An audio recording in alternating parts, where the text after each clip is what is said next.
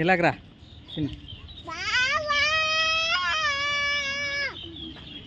గురు వచ్చేయండి, అది ఎక్కుదాం. ఎక్కుదామా? పదరా పండు, పడవ ఎక్కుదాం పదరా. పెద్ద పడవ.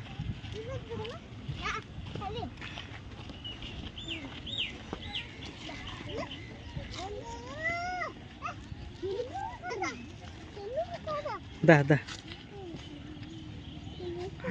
బావ చూడు అలాగే పడవ తిప్పేస్తాడు. బావకు చేతులు నొప్పి పెట్టుంటారా. చిన్న వాళ్ళకి ఎక్కకూడదమ్మా.